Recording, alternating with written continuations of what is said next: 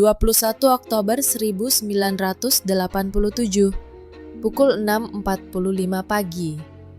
Sebuah tabrakan keras mengguncang kawasan Bintaro, Jakarta Selatan.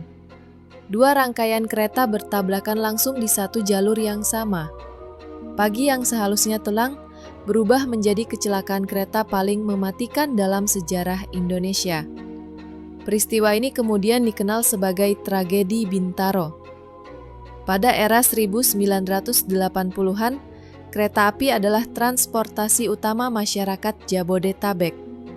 Jalurnya masih tunggal. Satu rel digunakan untuk kereta dari dua arah.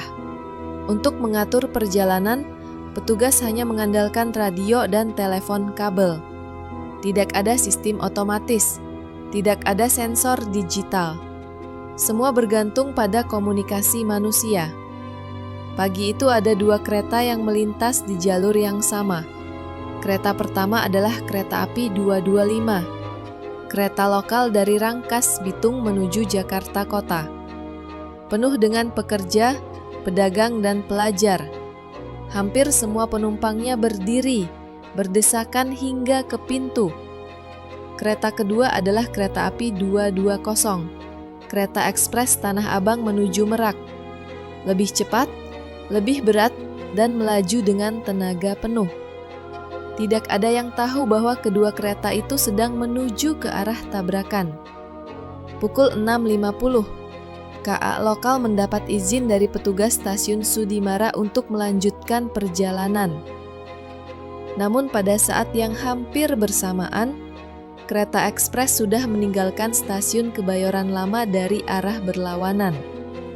Tidak ada kepastian apakah jalur di depannya aman.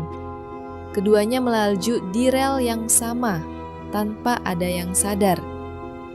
Pukul 6.55, masinis di kedua kereta mulai melihat bayangan besar dari kejauhan. Mereka baru sadar, ada kereta lain tepat di depan mereka. Keduanya menarik rem darurat, namun tenaga kereta terlalu besar. Upaya mereka terlambat. Tabrakan pun terjadi. Benturan keras membuat gerbong depan kereta api lokal terangkat lalu terbelah. Lokomotif kereta ekspres menghantam hingga menembus bagian dalam gerbong penumpang. Logam melipat seperti kertas. Tubuh manusia terlempar, tertindih, terjepit. Beberapa penumpang masih hidup, tapi tidak bisa bergerak. Mereka hanya bisa berteriak meminta tolong. Warga sekitar datang membawa tali dan linggis.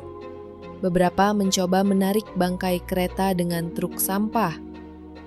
Tim penyelamat datang beberapa jam kemudian, namun alat berat sangat terbatas. Banyak korban yang harus dipotong sebagian tubuhnya agar bisa dikeluarkan. Data resmi mencatat 156 orang meninggal dunia, lebih dari 300 luka-luka. Banyak yang tidak bisa dikenali, identifikasi hanya bisa melalui pakaian atau barang pribadi. Dua masinis dikenang sebagai pahlawan terakhir.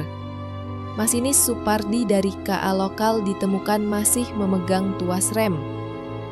Masinis Ahmad Mulyono atau Mumun dari kereta ekspres ditemukan meninggal dalam posisi berdiri tegap, seolah masih mencoba menghentikan lajunya. Mereka tidak sempat menyelamatkan diri. Tragedi ini mengguncang Indonesia. Pemerintah akhirnya mulai memodernisasi sistem sinyal kereta, dari manual menjadi elektrik. Pembangunan jalur ganda dimulai, prosedur komunikasi diperketat.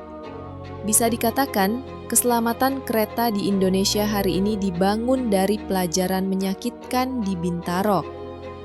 Lokasi bekas kecelakaan kini menjadi jalur KRL komuter lain. Tidak ada tanda khusus, tidak ada monumen resmi. Setiap hari dilalui ratusan ribu orang, mungkin tanpa mengetahui apa yang pernah terjadi di sana. Namun warga sekitar masih sering bercerita tentang suara gesekan besi atau teriakan samar di malam hari.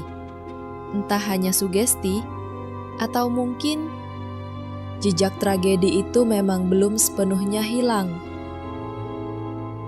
Tragedi Bintaro adalah pengingat bahwa satu kelalaian kecil bisa mengubah sejarah.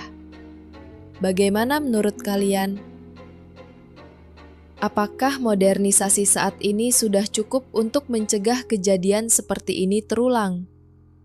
Dan apakah sebuah tragedi harus terjadi dulu sebelum kita sadar akan pentingnya keselamatan? Tulis pendapat kalian di kolom komentar, kita bahas bersama.